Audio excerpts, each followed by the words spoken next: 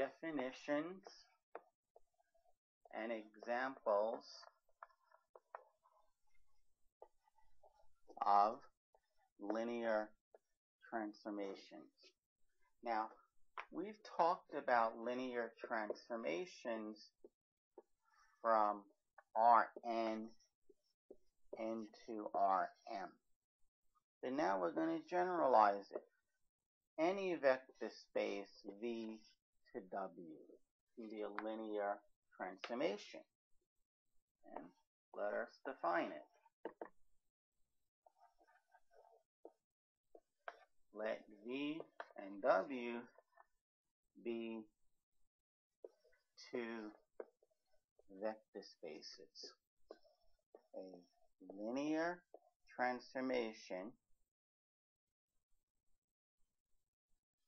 call it L, of V into W.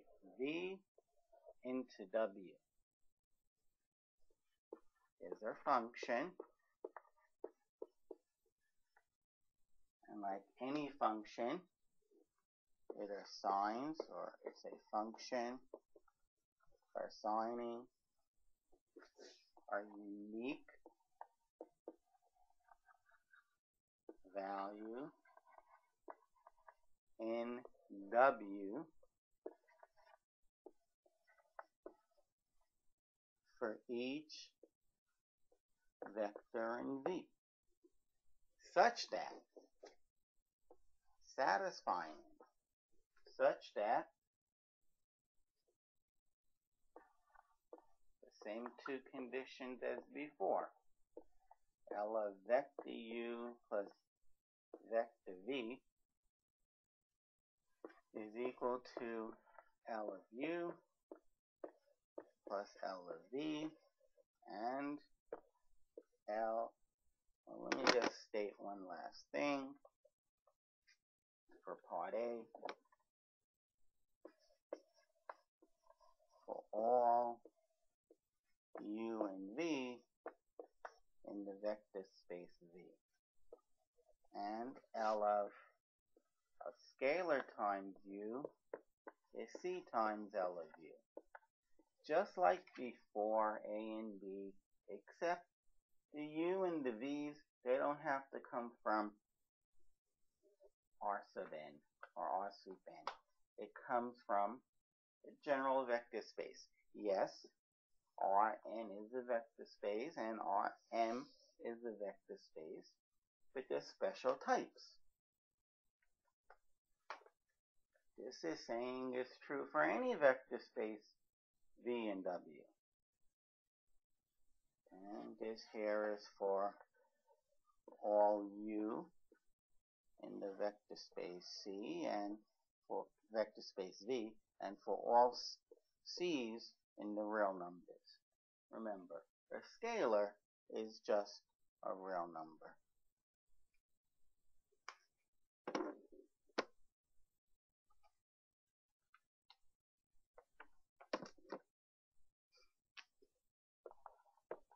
As before, if these two sets, V and W, are equal, as before, if V equals W, we call the linear transformation a linear operator. It's just a word. We call it a linear operator. So as the title of the section says, definitions and examples of linear transformations. I just gave a couple of definitions. The definition of a linear transformation and a linear operator. Now let's look at some examples.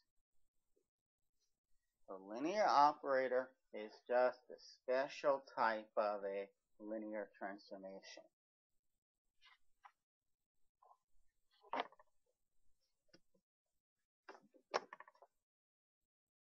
So let's look at an example, as I said. Let L be the mapping from P1 to P2. Let that mapping be defined by L of AT plus B is equal to what you put in the brackets times T. Is L a linear transformation? Now, P1 is the set of polynomials of degree 1 or less, including the zero vector, the zero polynomial. And P2 is the set of all polynomials of degree 2 or less, including the zero polynomial. So this is just an arbitrary polynomial in P1. Now, A can be 0,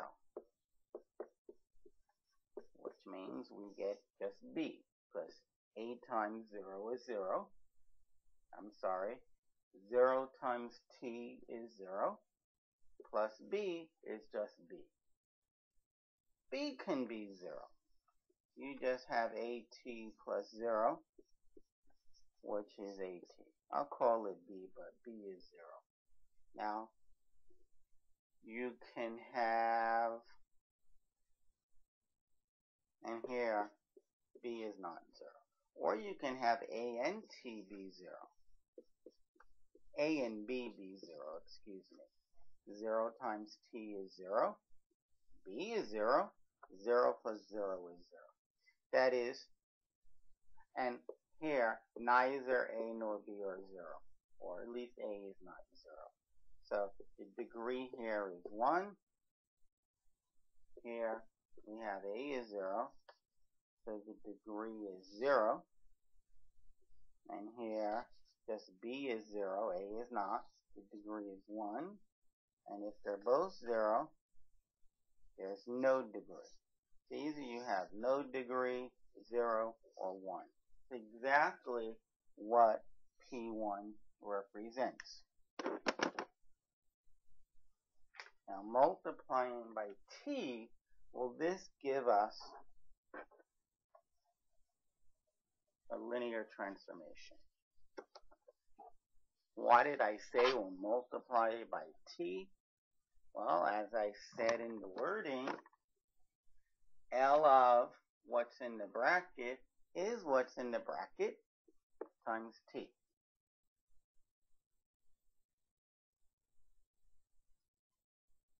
Let me try to say that again, please.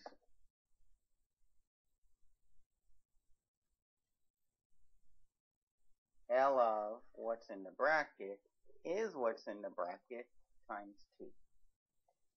So let U equal, let U equal AT plus B, and V is A prime T plus B prime. So U plus V, you add their T's first, you get A plus A prime T's, and then you add the constants, which gives you B plus B prime. So L of U plus V will be L of this, will be L of that. A plus A prime times T plus B prime. And L of anything is the anything, A plus A prime T plus B prime times T. Distributing the T times this will be, let me say the A first. T times that will be A plus A prime times T squared. I meant to write equals, not plus, sorry. Plus T times B plus B prime. or b plus b prime times t. Distributing, we get at squared plus a prime t squared plus bt plus b prime t.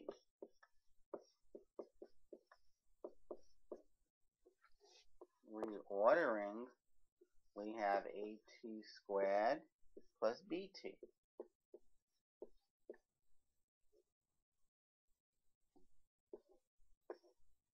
plus a prime t squared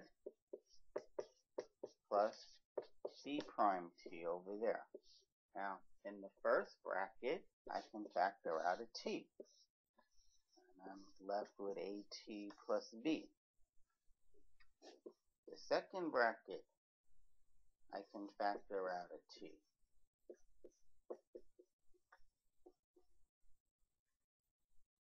So this is equal to, well, this is t times something in P1. That's just L of P1.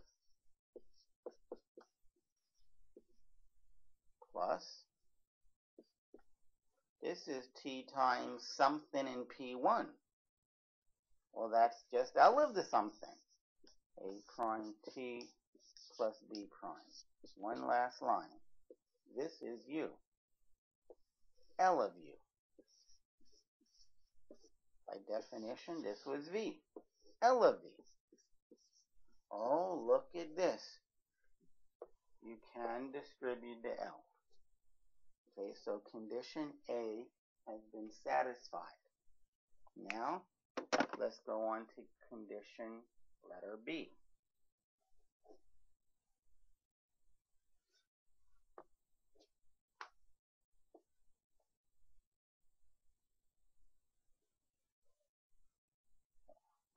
We'll still use the same definition for u.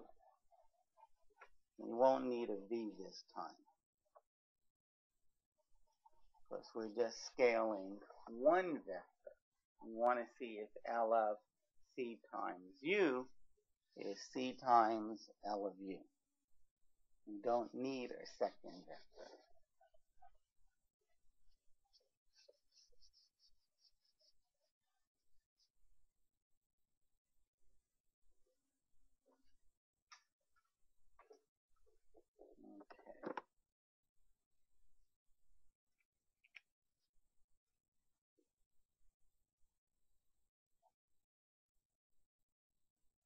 So let C be any scalar, L of c times u.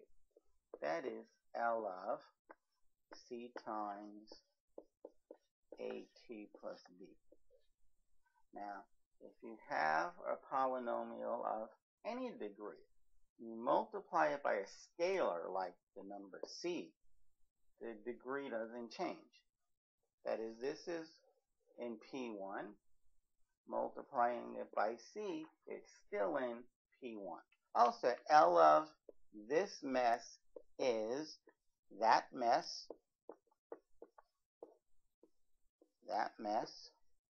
times t. So we have the commutative law going on. I can switch the t and the c. This is c times t times at plus b. Well, here's the c in the front. Basically, I want to bracket it this way. This is in P1, and this is t times that. Oh, so what's in the big brackets is just L of at plus b. C times L of that mess. But that's u. Oh, done. C L of u. This c can come in front. Therefore, L is a linear transformation because it satisfied conditions A and B. Satisfied both conditions. And that's all we wanted to verify.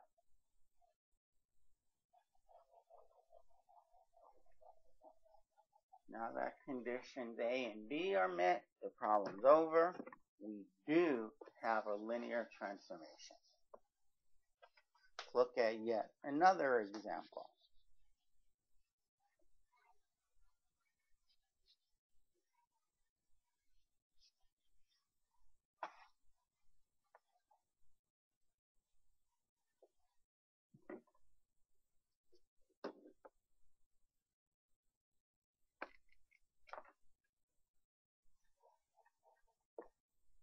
Let L also be a mapping from P1 to P2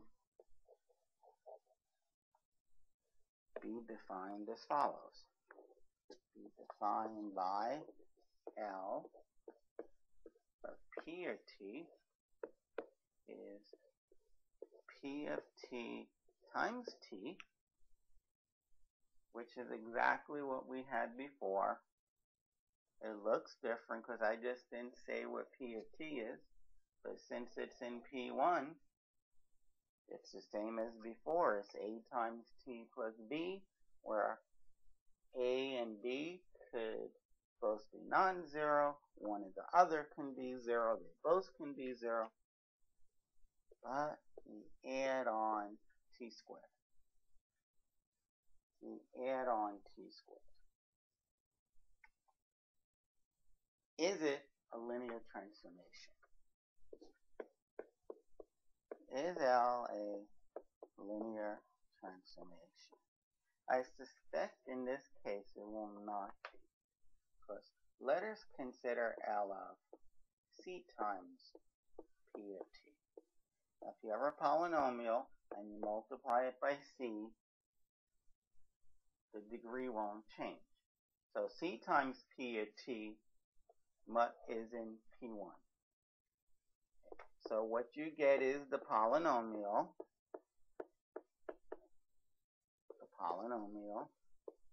times T plus T squared. This here is our P of T.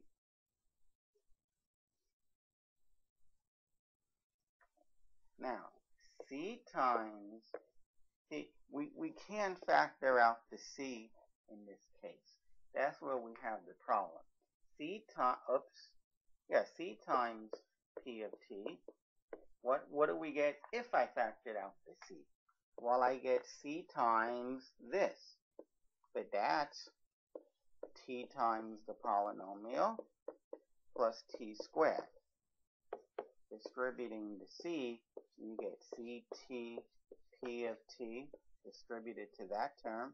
Now I distribute to the T squared term. And you see that these are not equal because this has C times T squared and this does not. They're not equal. Therefore, L is not a linear transformation.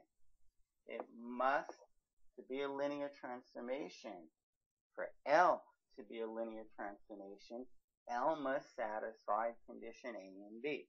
And just for the record, L of P of T plus Q of T, I suspect it will not equal L of P of T plus Q of T.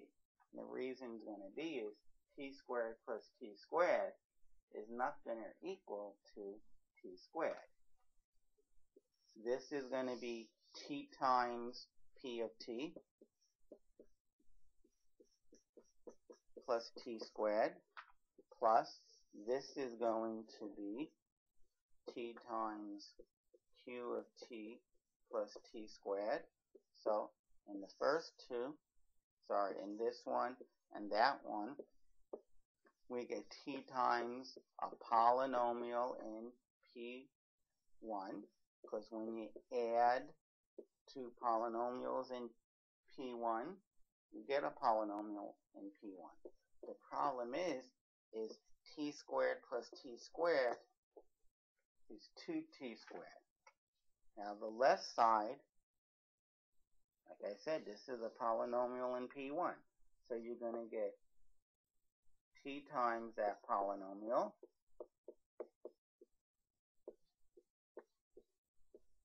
plus t squared. Okay, maybe this term is the same as this term, but the second one is not. T squared does not equal 2t squared. So they're really not equal. But we didn't need to do any of that because we've already established part B is not valid. Condition B has not been met. Of course, we could have just done condition A, like I just erased, the one I just erased, and show that it wasn't satisfied. There's no point in doing both. The only time you do both is if the first one you test is satisfied. But if the first one is not satisfied, what are the chances that they both will be satisfied? Answer to that question is 0. 0 chance. If you take a math exam and on the first test you do not get an A, and the class is only going to have 2 exams, what are the chances that you get 2 A's? Knowing that on the first exam you didn't get an A. And the answer is there's no chance. If for one reason or another you must get an A in this class, and teacher tells you the only way you get an A in this class is by getting an A on both exams. Well, if on the first exam you get an 89, which is a B,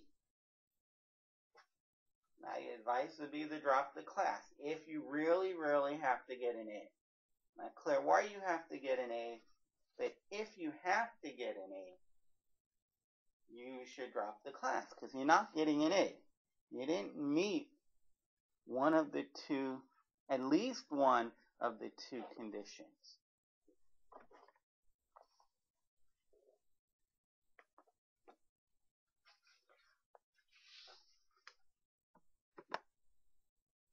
Okay, here's a nice one. Let L be the mapping from the set of all n by m matrices into the set of all m by n matrices. Notice the number of rows in the columns got switched. What better way to define this than by talking about transposes? Let it be defined by L of A is equal to its transpose. So A is a n by m matrix, and when I take L of that n by m matrix, I get a m by n matrix. It's the same question. Is L a linear transformation? Now, to do this problem is very, very simple, but you need to remember your definitions. Let A and B be in this set. So L of it, well, it's whatever in the brackets transpose. Okay, now your definitions. You have to remember that you can add up A and B and then take the transpose, or take the transposes first of A and B and then add them up. Oh, A transpose, that's L of A, plus B transpose, that's L of B. That is, condition A has been met. It's linear. Now, for B, let C be a scalar and A be in M and N. Let A be in this set. Well, L of this will be C times A, what's in the brackets, transpose. You need to remember is that you can factor out the scalar. That is, you can multiply every entry in A first and then switch the rows and the columns. Or you can switch the rows and the columns of A first and then scale it. That is, the C can come out. And we'll look at an example to see that this is obviously true, this part B. But since A and B have been met, we can then say, therefore, L is a linear transformation. Now, if you have 3 times a matrix, A11, A12, a 2 by 2 matrix, say, that should be A21, sorry. A22. And you want to transpose it. Well, you can multiply first. You get 3A1, 1, 3A12, 3A21, 3A22. And then you transpose it. The first row, this first row, becomes the first column. This second row becomes the second column.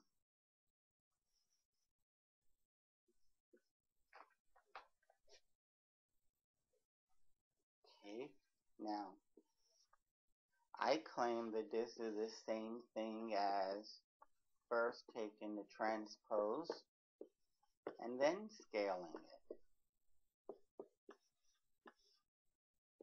Basically, when you switch this row, it's not this row because you didn't scale it yet.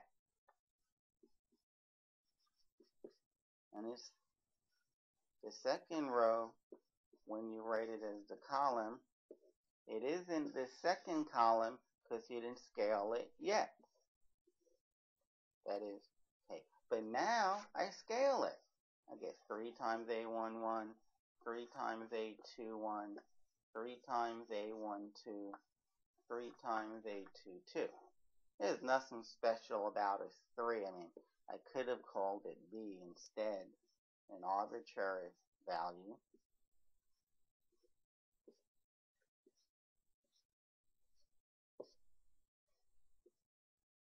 Notice I get the same answer.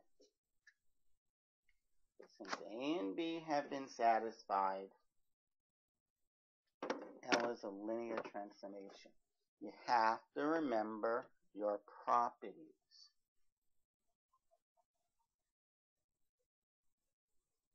There's a very, very simple proof if you remembered your property about transposing. You could, if you want to transpose over a sum of 2 matrices, you can first add the 2 matrices and then take the transpose. Or you can take the transpose of the 2 matrices and add up that result. How you do it is up to you. But sometimes you need to do it one way. It's not always up to you. In other words, you have A plus B and you want L of that. You have A plus B and you want L of this. And you want to show that it's L of A plus L of B. So you take what's in the bracket and you transpose it. You have to remember, oh, that's A transpose and that's B transpose. Oh yeah, the transpose distributes over addition or subtraction, not multiplication. At A transpose plus B transpose, that's L of A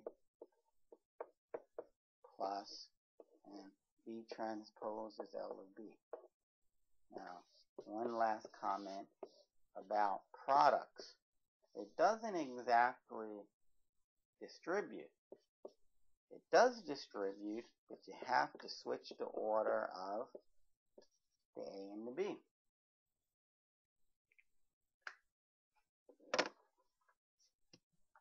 So the moral of the story is know your properties.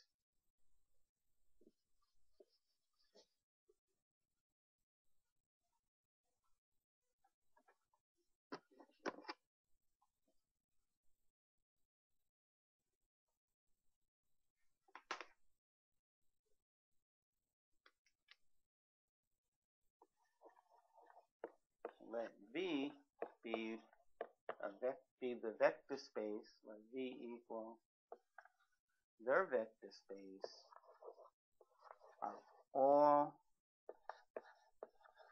real valued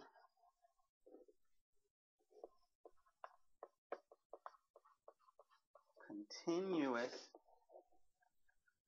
functions on the closed interval 0, 1.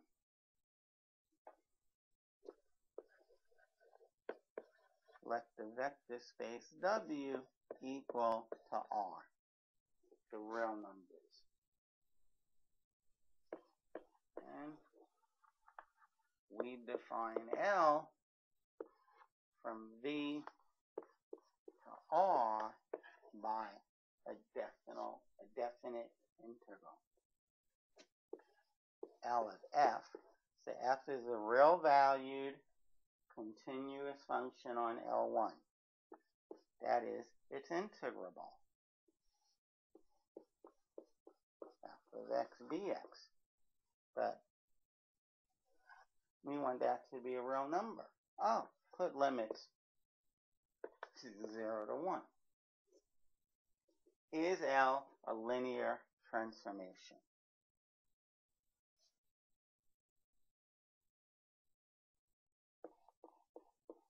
Is L a linear transformation?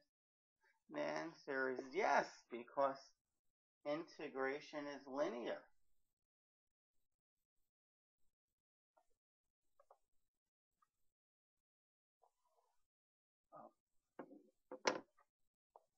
Let me take not the integral yet, but L. L of two real valued continuous functions. You don't have to write the x's, but let me do that. Well, by definition, this is the integral from 0 to 1 of this dx. F of x plus g of x dx. Now, remember, if somebody asks you to integrate x squared plus x cubed dx, whether you realize it or not, and the first thing you would do is say that you get the integral of x squared is x cubed over 3, plus the integral of x cubed is x to the 4th over 4. That is, what you really did was, without writing it, you integrated x squared dx plus you integrated x cubed dx. And it still goes from 0 to 1. Okay, but this is L of x squared plus this mess is L of x cubed.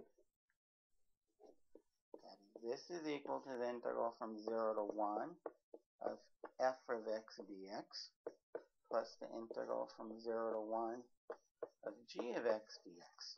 Now, the integral, let's look up here please.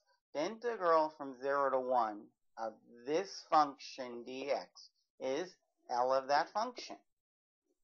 That is, this mess here is L of that function. Now remember, the limits better be going from 0 to 1, plus the integral from 0 to 1 of that function dx. Well, that's just L of that function. And that's what we wanted to show. We wanted to show that the L distributes.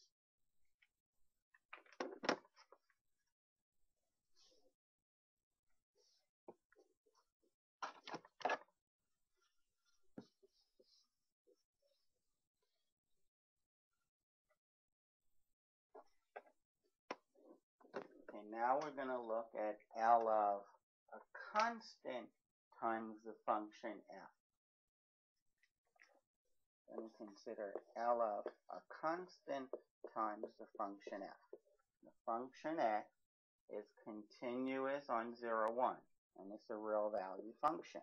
So c times that function is also real valued and continuous on 0, 1. So what we get is the integral from 0 to 1 of this function, c times f of x times dx. But there's a rule for integration. It's linear. Constants can come out in front.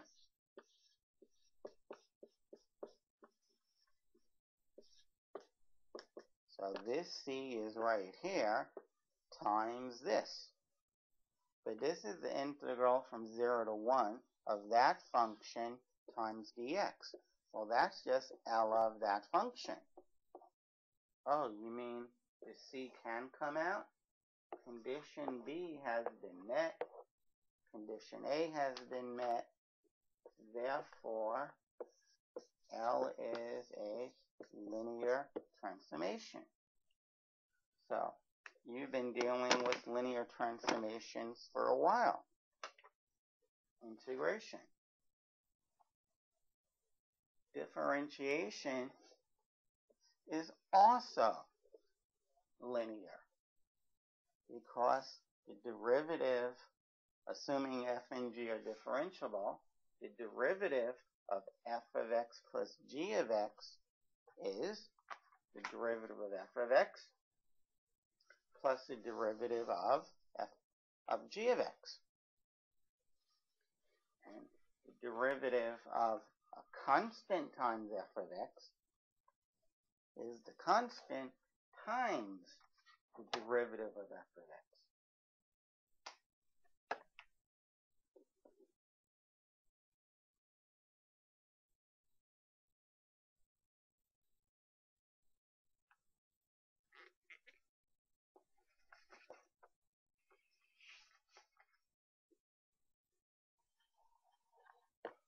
Let V be an n-dimensional vector space. That means the dimension of V is n.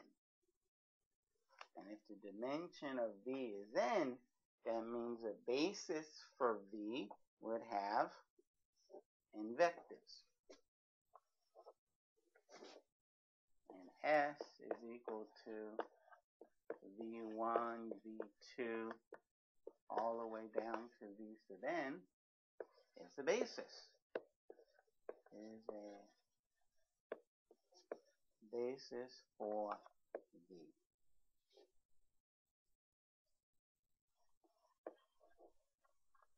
Define L of V to be V in brackets sub S. Show that L is linear. This L is a linear transformation.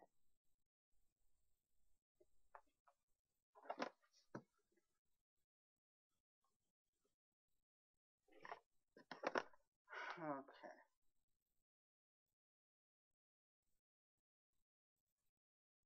So I want to take L of two vectors in V. And I want to show that L is linear. So let V, I'd like to say U first. Let U and V be in V.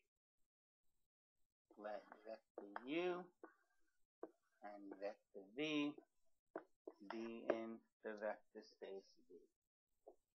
Now, since these vectors, V1 through Vn, is a basis for V, then every vector in U can be written uniquely as a vector and as a linear combination of vectors in the set S.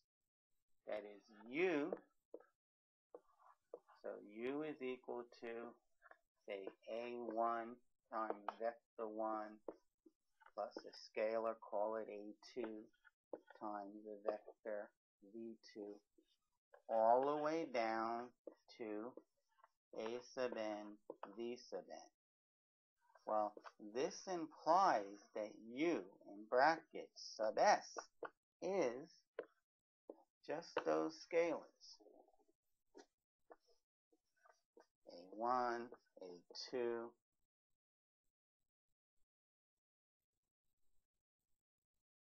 up to AN.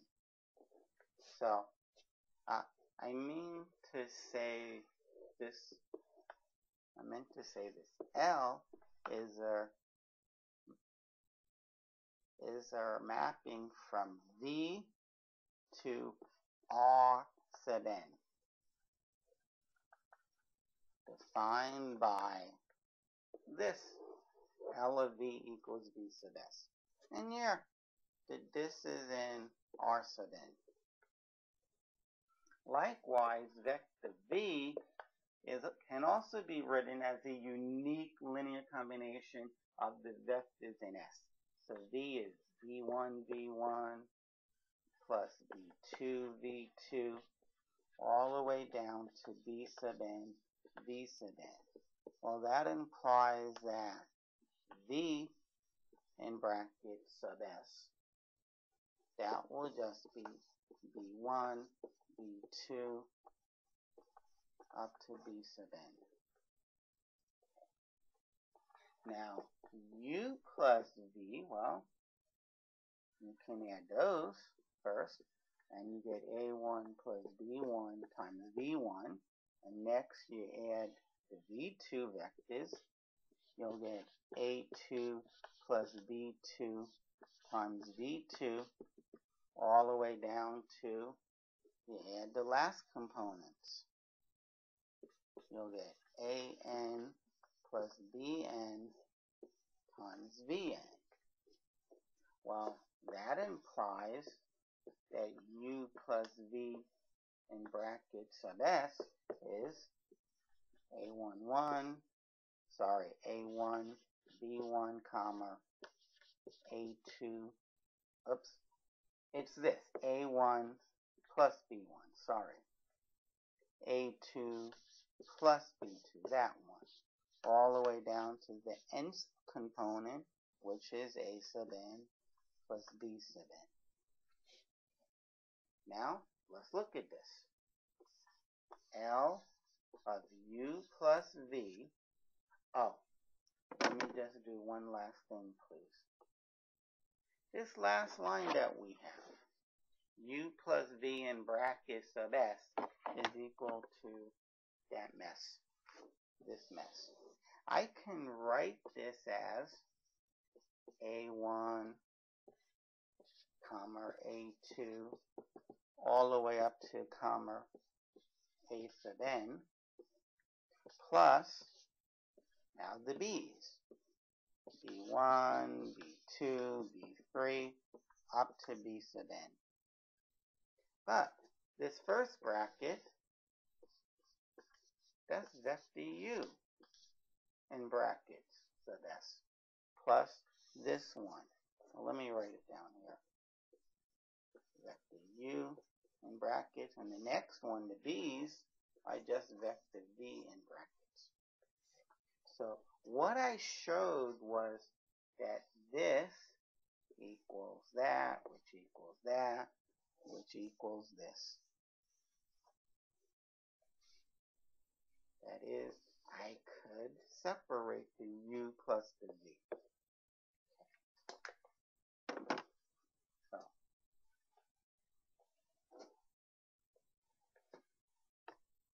let's write this up neatly.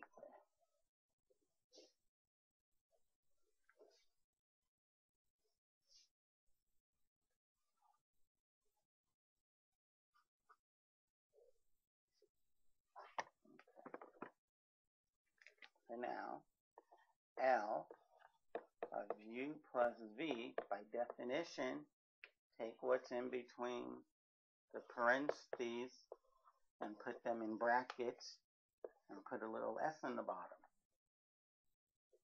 But we just showed that u plus v in brackets sub s, I can separate as follows.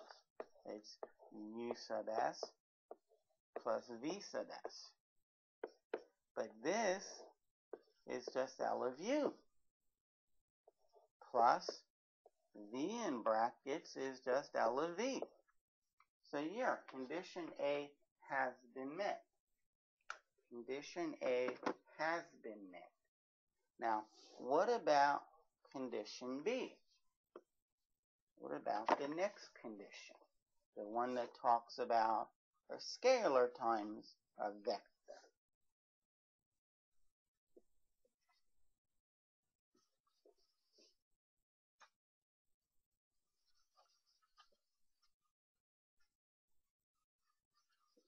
Okay.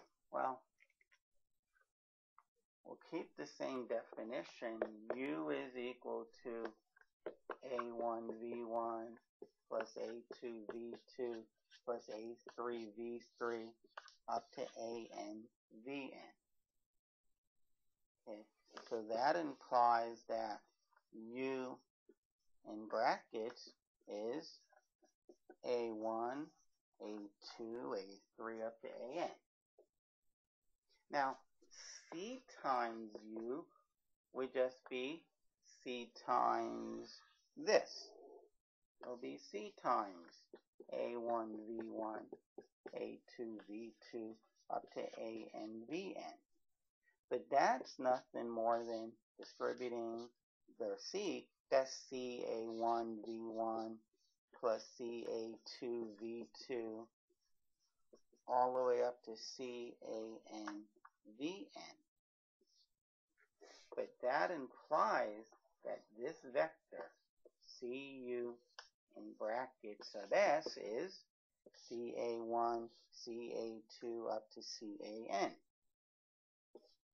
So CA1, CA2, CA3 up to CAN. But we can factor out the C. C times A1, A2, A3 up to AN. Well, C is C, but as the line above says, A1 through AN is just U in brackets. That is, the C can come out in front. So, L of CU, well, L of anything, you take the anything, you put brackets around it, and a little s in the bottom. And we just showed that CU in brackets, you can factor out the C from the brackets. This is C times U in brackets. Well, C is C times U in brackets. That's just L of U. So yeah, that the C can come out in front, and condition A and condition B have been met. Therefore, L is a linear transformation.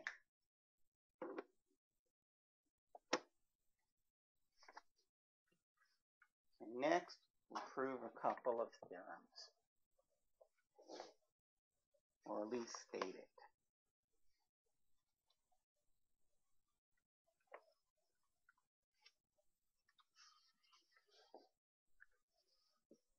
The next couple of theorems are very important.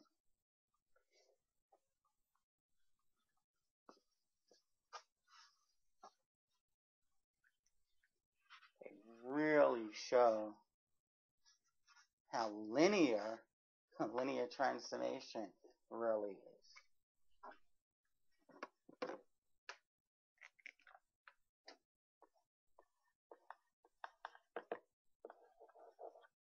If L from V into W is a linear transformation, then the following is true.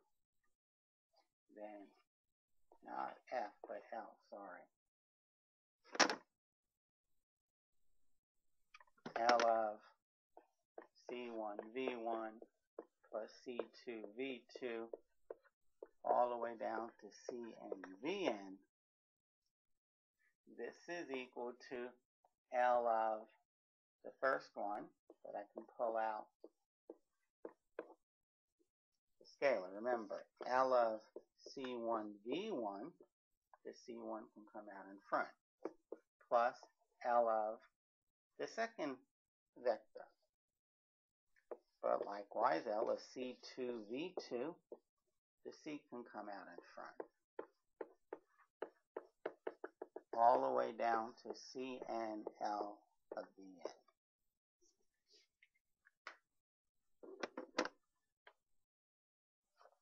And the proof, which I'll write up, is done by induction, the domino effect, that proof.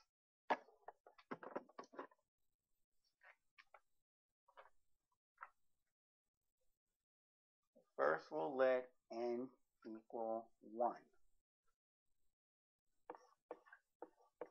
Proof. By mathematical induction.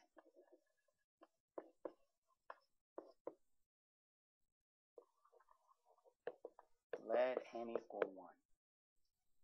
That means we stop at C1 V1. Well, so I take L of, C1 V1. That's the one I stopped at. And we know by definition, because L is a linear transformation, we know that I could factor out. Now, assume for n equal k that the results are true. So I write this down. Oh, well, let me just say one last thing. Why is this what I wanted to show? Well, if I rewrite this, but I stop when n is 1, that means I just write down this piece. Now I stop where n equals k. That is, well, let n be k.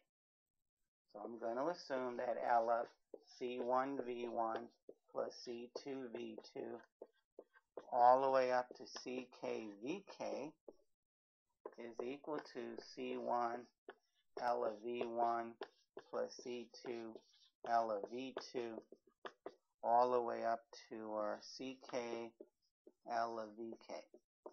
I just copied this down, except instead of n, I put k. Why? Because n equals k. Now you must show for n equals k plus 1 that this in the circle box holds as well. So instead of n, I put k plus 1. L of C1 V1 all the way up to CK plus 1 VK plus 1, that this is equal to C1 L of V1 plus C2 L of V2 all the way up to CK plus 1 L of VK plus 1. This one we don't know is true. We have to show it, which I'll show on the top.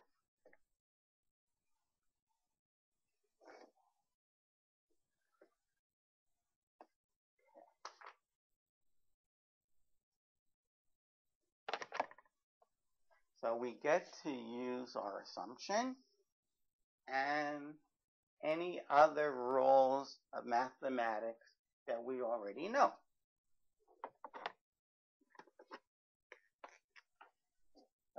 L of C1 V1 plus C2 V2 all the way up to CK plus 1 vk plus 1.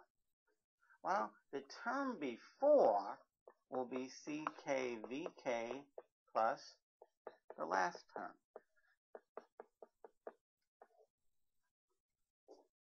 Now, we have a sum of k plus 1 vectors.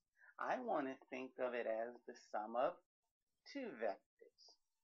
The first vector being c1v1 all the way up to ck times vk. Remember, when you add vectors together, what object do you get after you add them? The answer is you get another vector. So what's in those closed brackets? c1v1 plus c2v2 all the way up to plus ckvk. That's one vector. Plus the next vector. So I'm taking L of a sum of two vectors. This vector plus that vector. Well, I know one thing. L is linear. The definition tells me L of a sum of two vectors, I can distribute to L. This is L of the first vector.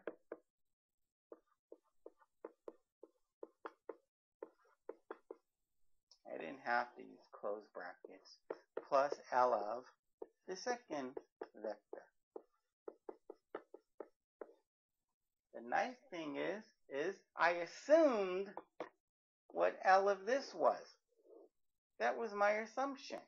L of that vector is equal to this. L of this vector is assumed to be at C1L of V1 plus C2L of V2 all the way up to CKL of VK plus L of one vector. Well, we know that the scalar can come out in front. CK plus 1, L of VK plus 1. I proved what I wanted. It's no longer a question. It's true.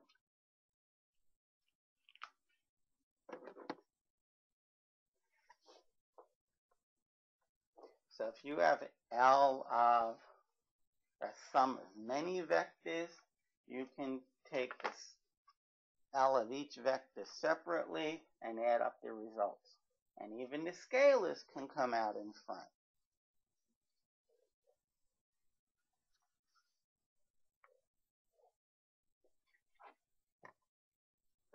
Okay, the next theorem has two parts to it.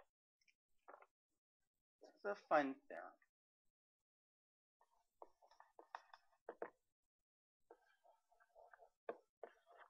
Let L be the mapping from V to W, or let the mapping L from V to W be a linear transformation. Then A, L of the zero vector is equal to the zero vector, and part B, L of U minus V is L of U minus L of V. The even subtraction of vectors is linear. Now, let's look at this for a moment. L of part A for a moment. L of the zero vector. Well, you take L of things in V. Oh, so that first zero vector must be the zero vector in vector space V. And when you take L or something, you get something in W. Oh, we took L or something and we got something in W. That vector must be in W. It's the zero vector in W. Okay, so let's prove A. Proof of A. think of that as the zero vector for a moment. If I add, whatever I add to it, it's going to equal that same thing. Well, I choose to add that vector. So the zero vector plus that vector must equal that vector. Or you can say the zero vector plus the zero vector is the zero vector. So let me actually move this even a little bit closer. So we have the zero vector is equal to the zero vector plus the zero vector.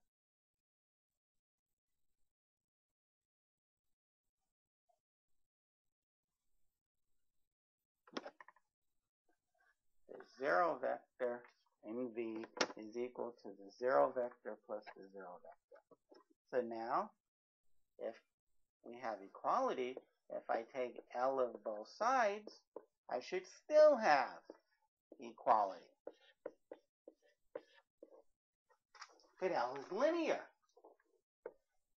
which means that I can say this is L of the first vector plus L of the second vector. First, second. Now, when you take L of something, you end up in V. This is in V. Sorry. You end up in W. This is in W. This is in W. This is in W. And when you add two things in W, you end up in W. So the right side is in W. But W is a vector space. That is, each element in W has an inverse. I can add negative, or I can add the inverse of L of U to both sides.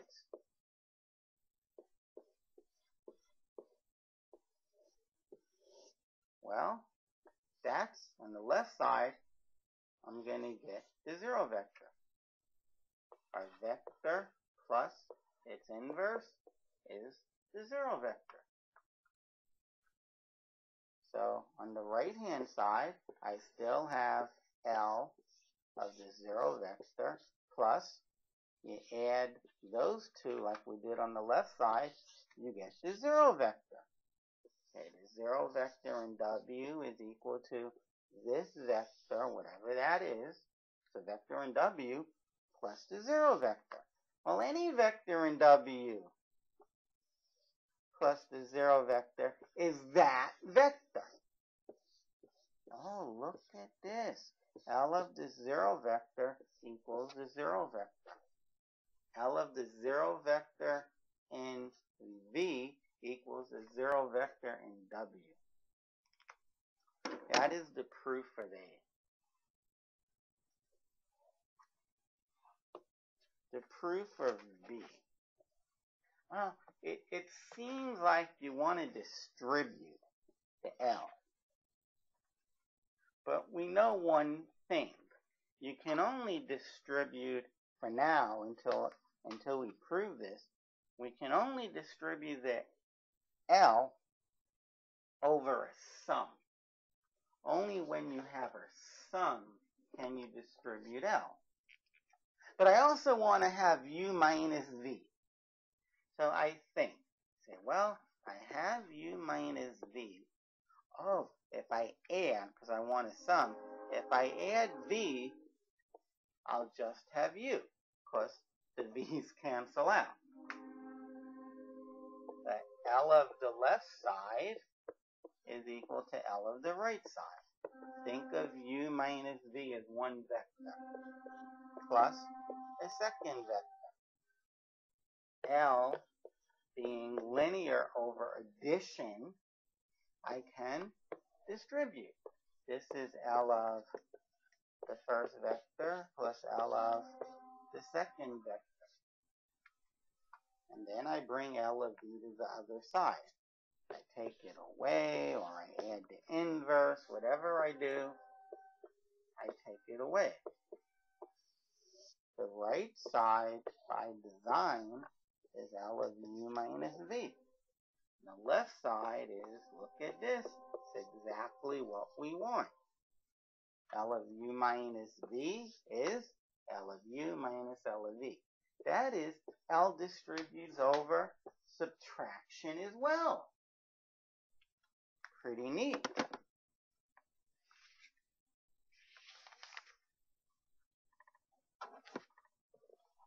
Linear transformations, you can't make a mistake with it because it has all nice properties.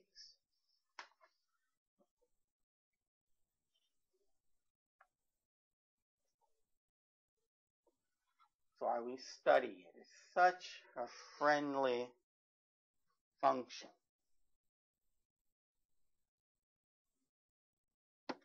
So let's try to put these ideas together with this problem. Let L be the mapping from P1 to P2 be a linear transformation where we come to know the following. Where we know that L of t plus 1 is t squared minus 1 and L of t minus 1 is t squared plus t. Instructions is to find L of 3t plus 4 and L of at plus b. Now, there's a long procedure to find L of ab plus t and to find L of 3t plus 4. In particular, or more importantly, they're the same techniques. So long technique to find that, and the same exact long technique to find this one. Now, if you were to find L of at plus b, for argument's sake, if it was bt minus a, so you use the long procedure on this one to find this. Well, then, I don't have to use the long procedure on this one. A is 3 and b is 4. So I get bt minus a. And I'm done. I don't have to use the long procedure on this. That is, don't do A first. Do B. Now, I'm not saying that that's right, but make believe for a moment it is. Make believe it is right, okay?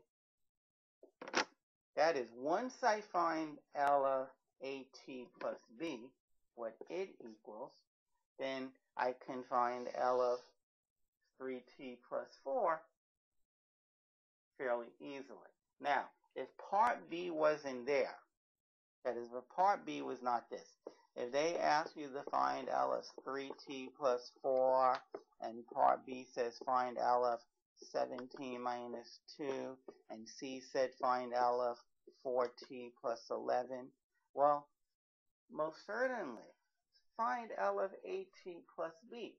You do it one time. There's the rule. Now I can answer these easily. That's A and that's B. I get bt minus A.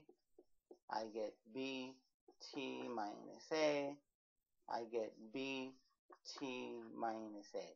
That's B, that's A. Okay, so if you have to find two or more of L of stuff, definitely find L of at plus b first. And then you can easily figure out what L of 3t plus 4 is, L of 17 minus 2. And again, it's a long process to find each of these independent of one another.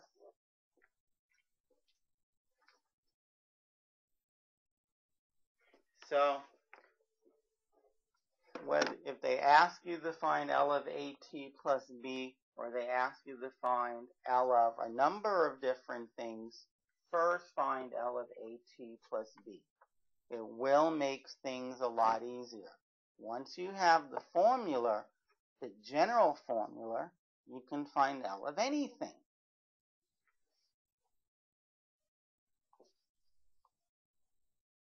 The thing is, we only know how to take L of t plus 1 and L of t minus 1. Only L of t plus 1 and L of t minus 1. But first we're going to do B. I want to write AT plus B as a linear combination of t plus 1 and t minus 1. Since I used A and B already, the coefficients of t plus 1 and t minus 1 can't be A and B. How about I call them R and S? Well, we have RS plus ST. We have R plus STs. And we have plus R minus S. Plus R minus S. And that right side must equal AT plus B. Well, the number of T's have to be equal. That is, R plus S must equal A.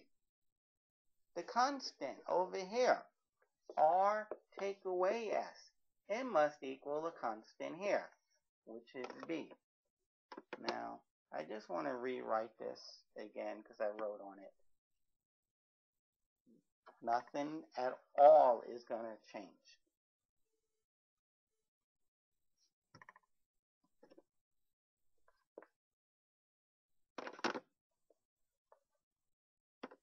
Okay, so I get R times t plus 1 plus S times t minus 1. Okay, now I want to solve for R and S. So I'm going to write this down one more time. If I add, the S's cancels. R plus R is 2R. A plus B is, well, A plus B. So R dividing by 2, R is A plus B over 2. If I were to subtract, the R's cancel.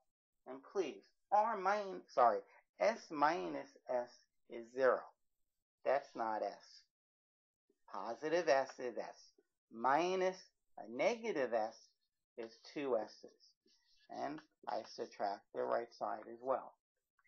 Divide by 2. I now know what S is. It's A minus B over 2. So I come to R and S, and I need a little bit more space. I come to R and S, and I plug in the values for them. R is A plus B over 2.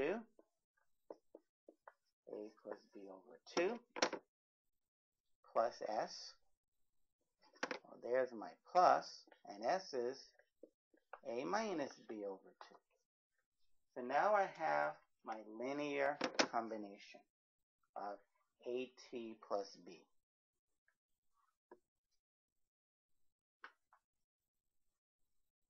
And I can take L of both sides.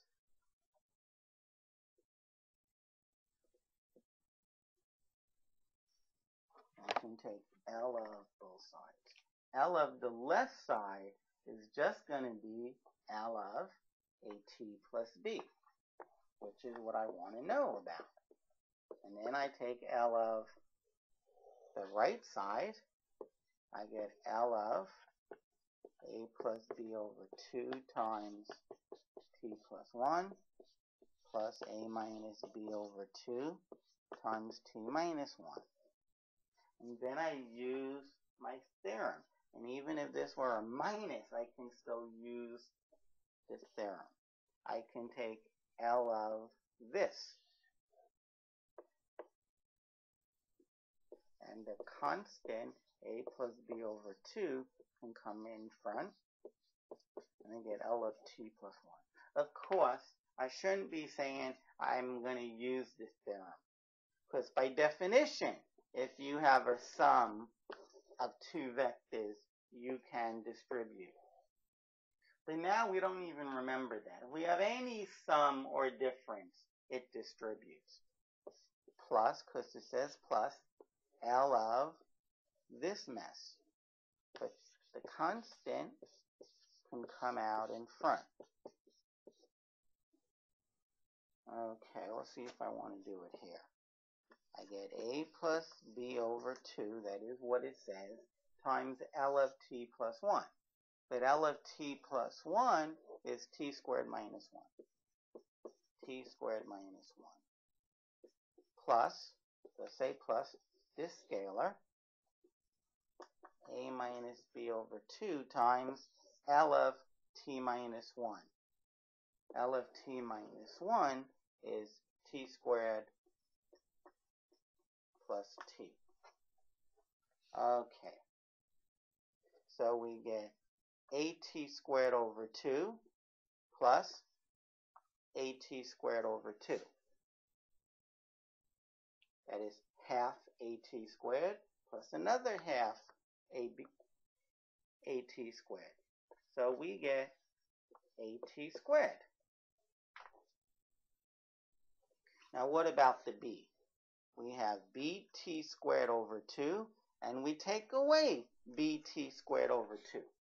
That's 0. Plus, let's distribute over here. We get at over 2, at over 2, and we get minus bt over 2, minus bt over 2. And over here, let's distribute to b. Sorry, let's distribute to the 1. We didn't do a times negative 1, which is negative a, and we didn't do b times negative 1, which is negative b. That is the answer to the first one. L of this is this mess, which I just might write a little bit differently. At squared plus, and for the next 2, I'll factor out the t. So I get a minus b over 2t minus, I'll factor out the minus sign, minus a plus b. Okay, so now minus some silly error that I might have made. Just one thing, please. When I got the minus a and the minus b, they should have been divided by 2. Over 2. Okay. So now that I have the general rule, I can find L, I can do part A. I can find L of 3t minus 4. And if you think what I did up to now was a lot, fair enough, it was a lot. You don't want to do it again to find L of 3t plus 4. You don't want to do it again. L of 3t plus 4. 3 is A and B is 4. So, first I get at squared, but A is 3.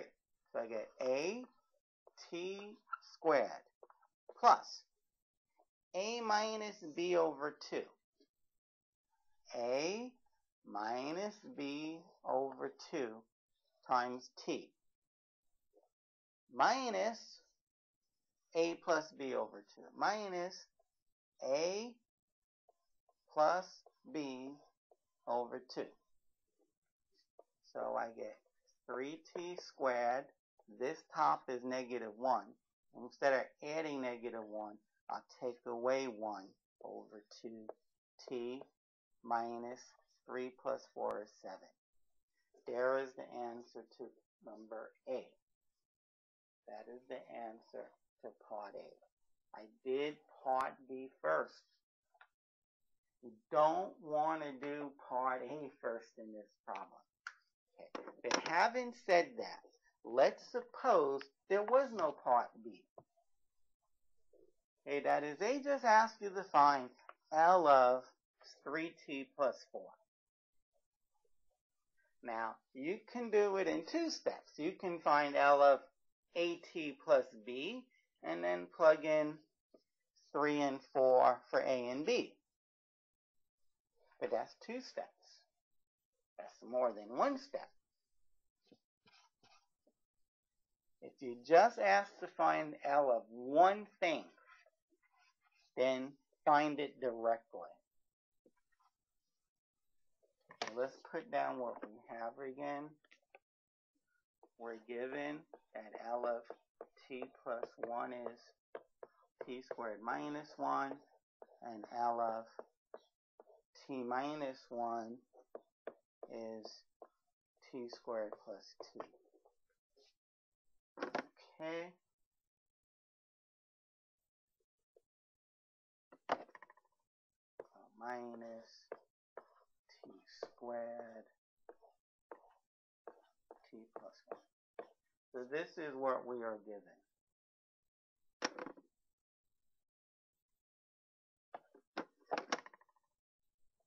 And we're being asked to find L of 3t plus 4. So like before, when we had AT plus B, I want to write 3t plus 4 as a linear combination of the things I know how to take L of. It'll be R times t plus 1 plus S times t minus 1. And again, R times S is RT plus ST. So we have R plus ST's plus R times 1 is R, and positive S times negative 1 is negative S. That's what we get. That bottom equation must equal 3t plus 4. That is, this must be 3, must have the same number of t's. And this must be 4, must have the same constant. So R plus S is 3, and R minus S is 4. Just like before, I'm going to write it down twice, because I see the future. If I add these, the S's cancels, and if I subtract, the R's cancel. On the left, I have 2R is equal to 7, so R is 7 halves. And on the right, I have 2S is negative 1, so S is negative a half. So now I'm going to go back to my linear combination where I have R and S, this equation, and instead of R, I'm going to put 7 over 2. And if you want to write this down on the bottom, that's fine. And then for, instead of plus S, S is understood to be plus S. Instead of plus S, those two horizontal lines tell me I can put minus a half. That's exactly what equal means. Minus a half. Okay, so now I wrote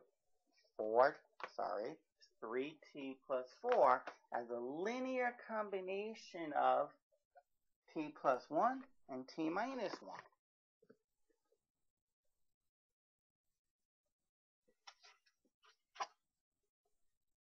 So only do what I'm doing now if there was no part B. So I take L of this side, which is 3t plus 4, and it equals to L of this mess. L of 7 halves times t plus 1 minus a half times t minus 1. Well, L is super linear. There are two terms it's L of the first term, and the constant scalar can come out in front. Minus L of the second. Instead of writing L of a half times t minus 1, realize that the scalar can come out in front. Okay, so now we're almost done. It's 7 halves times this. But L of t plus 1 is given. It's t squared minus 1. Minus a half times L of t minus 1. But L of t minus 1 is t squared plus t. So you have 7t squares, and you're taking away, 7 over 2t squares. You're taking away a half t squared. 7 over 2 minus 1 over 2 is 6 over 2, or 3. So you have 3t squared. And only t's come from here. Minus a half times t is minus a half t. And only constant comes from that product. 7 over 2 times negative 1 is negative 7 over 2. And I can only hope that that is what I got earlier. And this is exactly how you would do it if you were just given part A. Just find this. The instant they say and find L of anything else, whether it's AT plus B or 41t minus 13, do it in general. You don't want to have to do all of this technique twice. First for L of 3t plus 4, and next for L of 41t minus 13. Do it in general. Do it for AB, AT plus B. And then once you find the rule for L of AT plus B, 3 is A, 4 is B, find L of that. A is 41 next, B is negative 13. Find L of that. So you don't want to do these steps 2 and 3 or 4 or more times. Do it one time in general.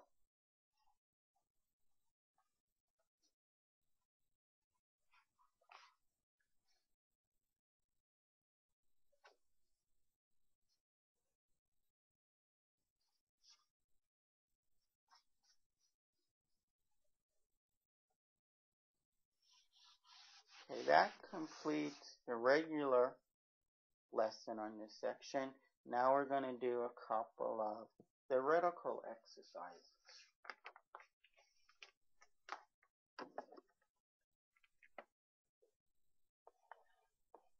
If A is an n by n matrix, A is A11, A12, up to A1n, A21, A22, up to A2n, go to the nth row, AN1, AN2, last entry in that row is ANN. Now, we defined the trace of A to equal to the sum of the entries on the diagonal. A11 plus A22 all the way up to ANN. Example, the trace of 3, 1, 2, 1, 4, 5, 7, 2, 3 is gonna be 10, because I just add up the numbers on the diagonal. Now remember, it has to be, A must be a square matrix. That's the trace. Have a square matrix, we can ask for the trace of it, and all you do is add up the numbers on the diagonal. I can do 50 of these examples, and the most that you will practice from doing that is how to add numbers. You know how to add numbers, or you don't know how to add numbers. the bottom line is, why practice adding numbers if you need to by doing problems like this? Practice adding numbers. This is just add up these numbers. It looks to me like you get 7. 1 plus 1 plus 2 plus 3 is 7. So does that mean you don't have to study this? No, that's not true. You should say a gazillion times to yourself that the trace of a square matrix is the sum of the entries on the diagonal. Just add. How do you find the trace of a square matrix? Add the numbers on the main diagonal. That you should say. Practicing adding the numbers, that's not helping you learn the trace of a matrix. You know how to add, you're not learning anything. Okay, too many students, and for studying, they just do problems.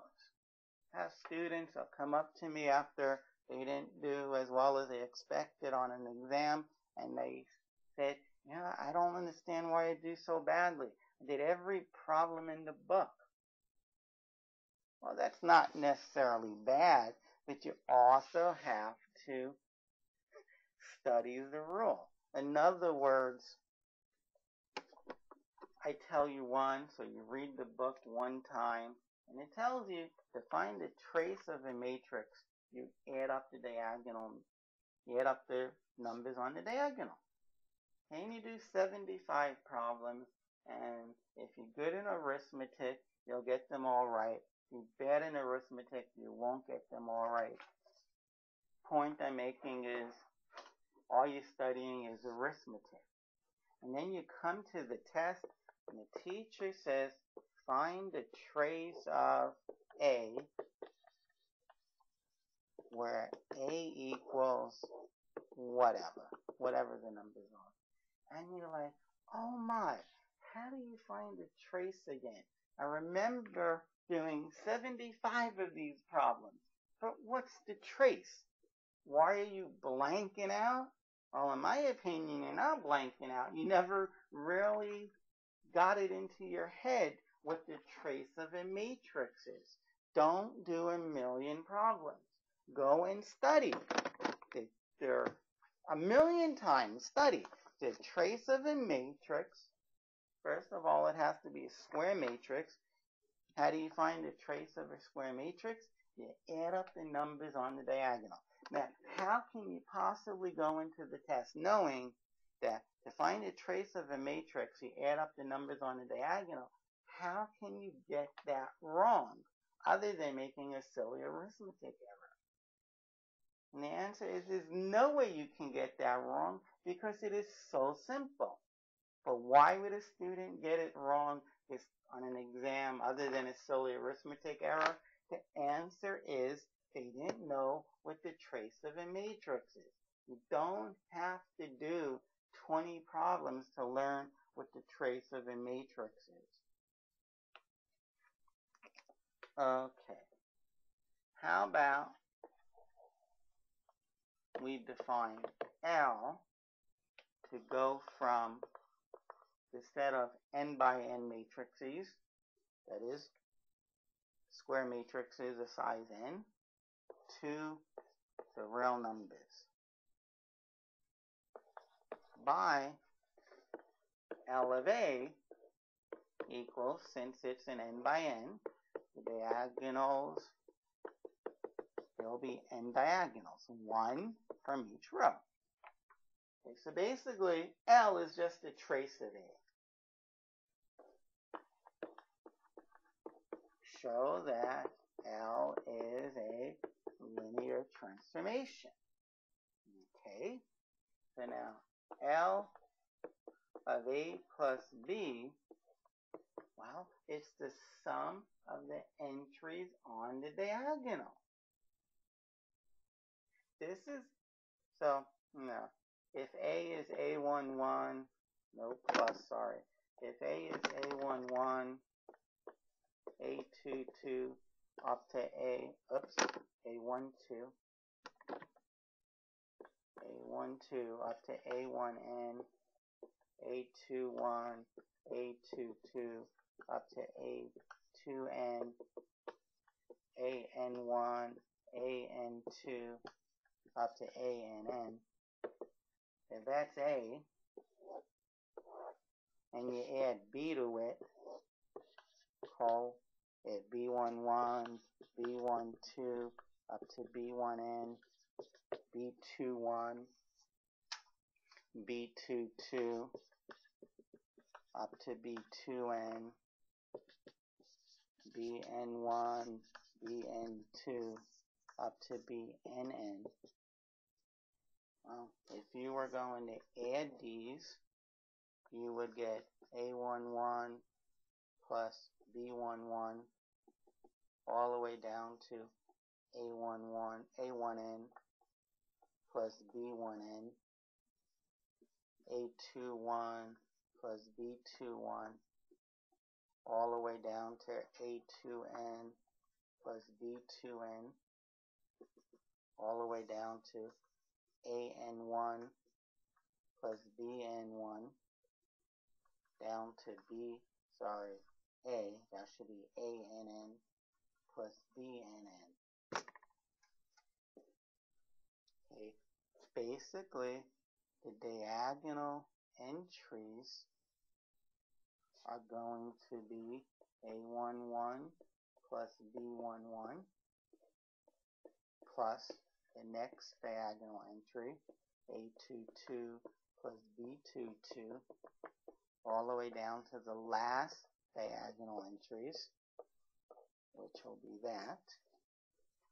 But I can add up the A's first. A11 plus A22 up to ANN, and then add the B's. B11, B22 up to BNN. But now A11, the sum of this is the sum of the diagonals of A. Oh, so that's L of A. Plus, that's the sum of the diagonals of matrix B. Oh, that's exactly what L of B is. So yes, it was linear.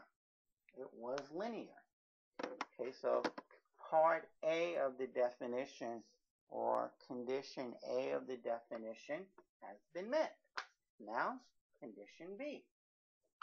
If it fails, then L is not a linear transformation.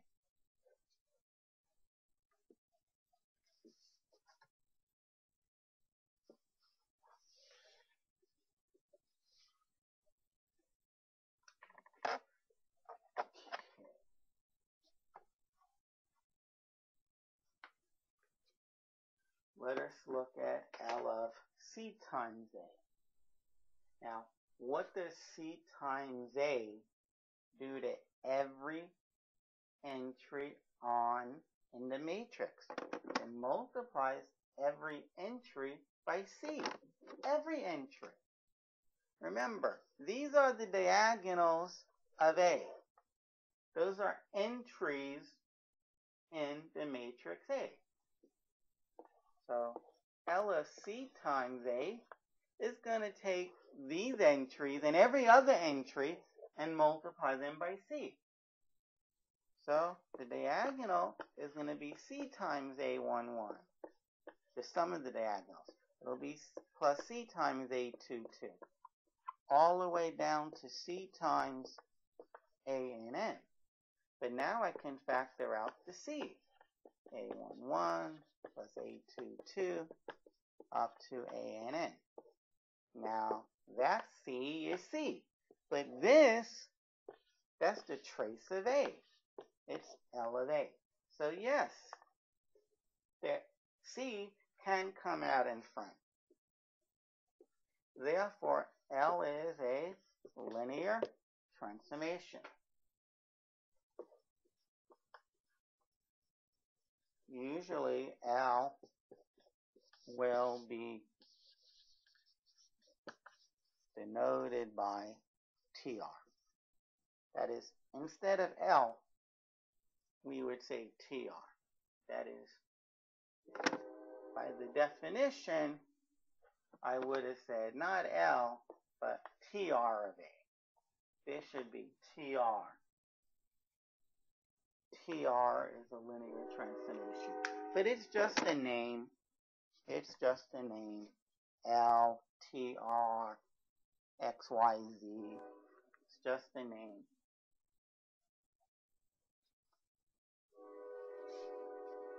We'll finish up this section by doing one more problem.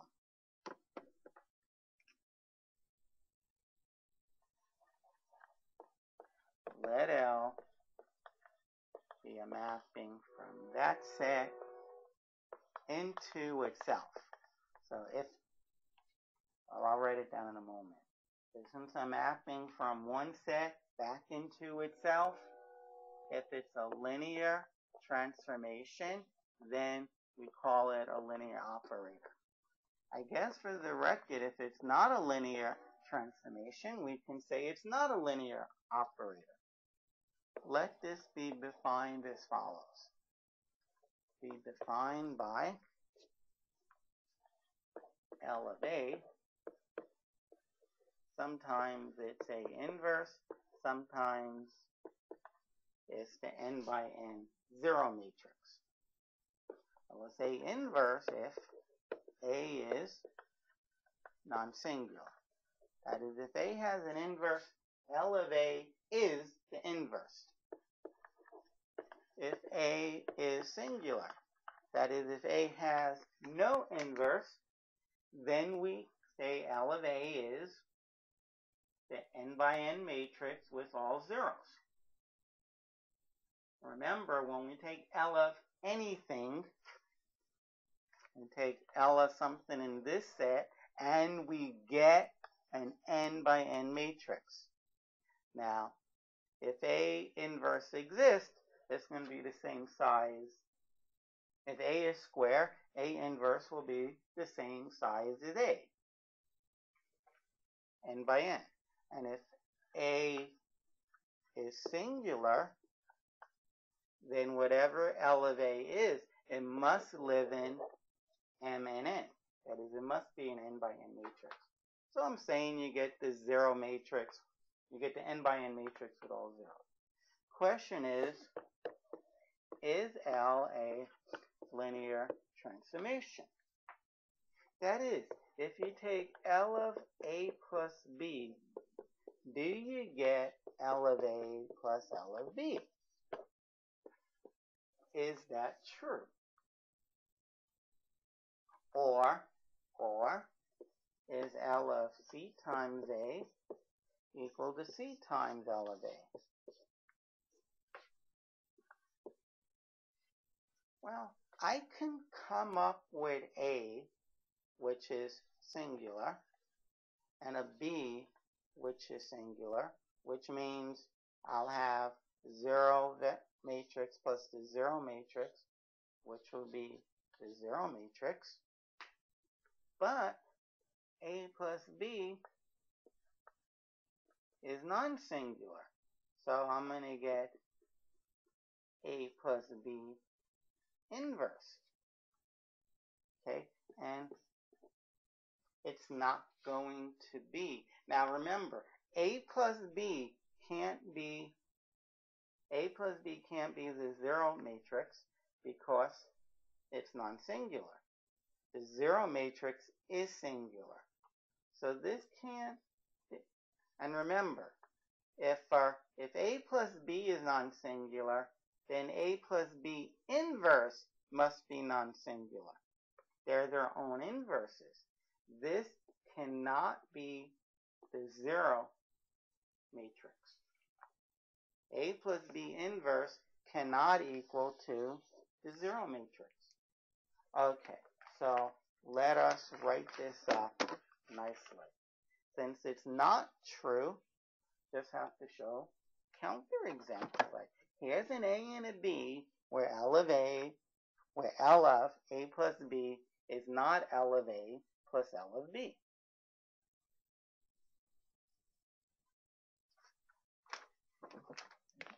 So how about I let A be 1, 0, 0, 1, 0, 0.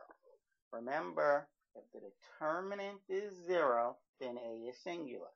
The determinant is 1 times 0, which is 0, minus 0 times 0, which is 0. This is singular. B, which equals to 0, 0, say 0, 1. The determinant is also 0. 0 times 1 is 0, minus 0 times 0 is 0. Get 0. This is singular. But A plus B is going to be this. And since the determinant of this is 1, 1 times 1 is 1, 0 times 0 is 0, 1 minus 0 is 1. It's not 0. This is non-singular. And here's where everything comes together.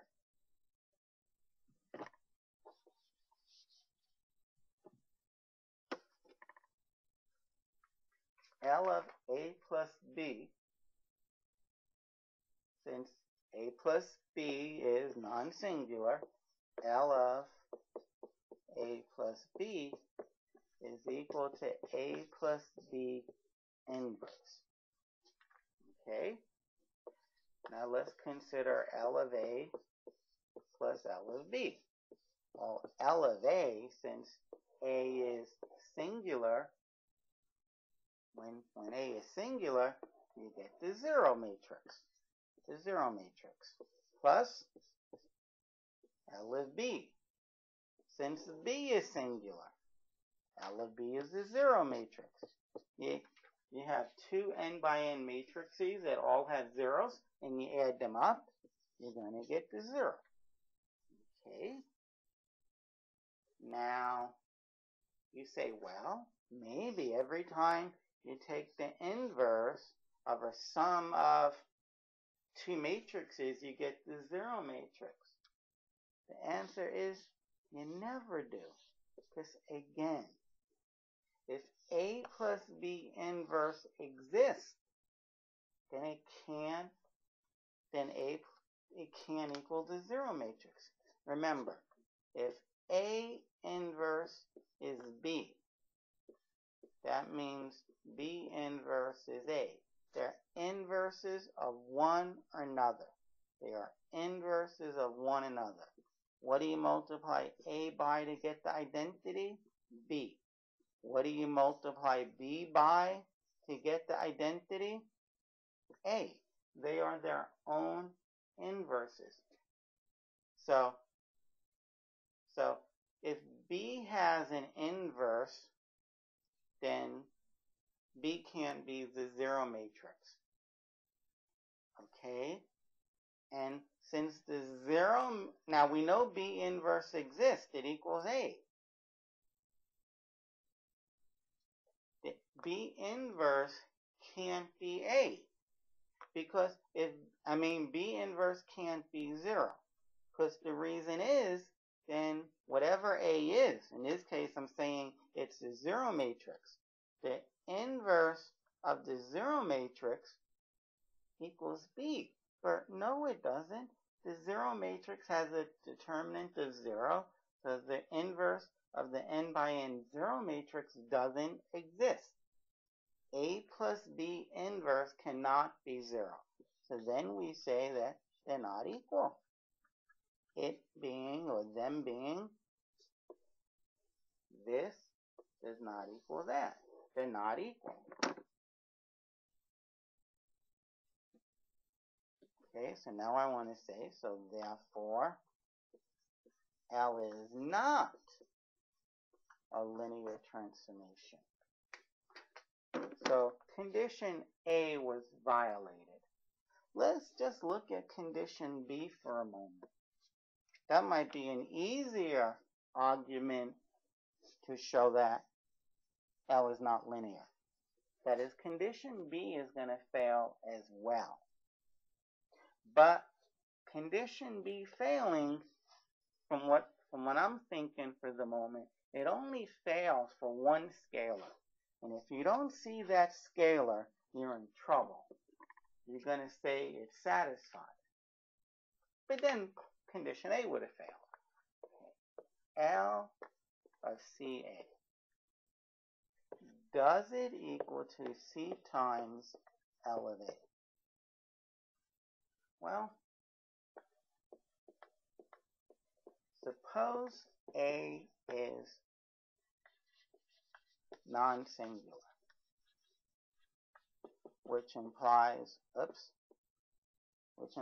L of A is A inverse, which implies L of A is A inverse. Okay? So C times L of A will be C times A inverse. And L of C times A, will that be C times A inverse? And it's going to be CA inverse. I want to look at something for a moment. I don't know why I'm confused. Well, suppose A is 1, 2, 3, 4. Okay, and make believe, please. Oh, actually, I can do this one in my head.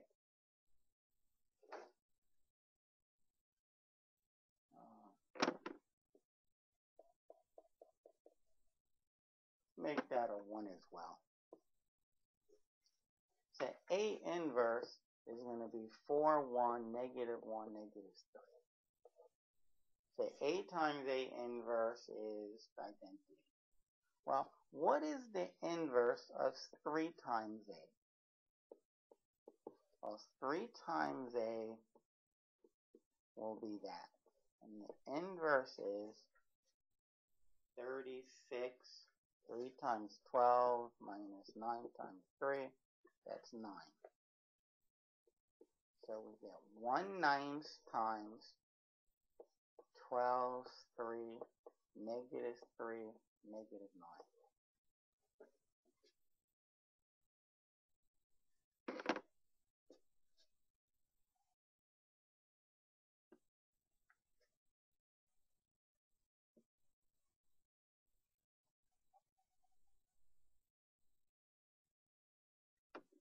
I can factor out as 3 from this matrix, so I'll get 3 over 9, or a third. When I factor out as 3, I get this. Okay, so what happens is this does get to be reciprocal. So this is 1 over C times A inverse. And unless C is 1, they're not equal. They're not equal. Okay, they're really not equal.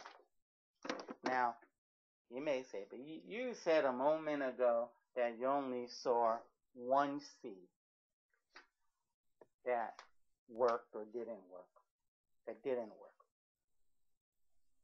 So that's wrong. I mean, I'll show you what I mean in a moment. But I'm actually wrong. It's all C's except 1 that don't work. If C is not 1, it doesn't work. But I was thinking about C equaling 0. C times L of A. If C is 0, maybe I'm even wrong, and A is non-singular, then you get 0 times L of A, which is 0 times A inverse, which is the 0 matrix. And if you take L of C times A, but L is 0, 0 times A, you take in L of the 0 matrix, which is singular, and L of a singular is the 0 matrix. So actually I was wrong. If C is 0, you actually get the same answer. That is this and this will be equal to one another. But they're not equal. They're not equal if C is not 1 or negative 1. Negative 1 times A inverse. 1 over negative 1 is negative 1 times A inverse. So unless C is 1 or negative 1, these are not equal. So even part B failed. Even part B failed. Why did I do both? Just so you know, you can do one or the other. If you do A and you say, hey, it fails, you're done. If you did part B first and it failed, you're done. Talking about done, the section on definitions and examples of linear transformations is now done.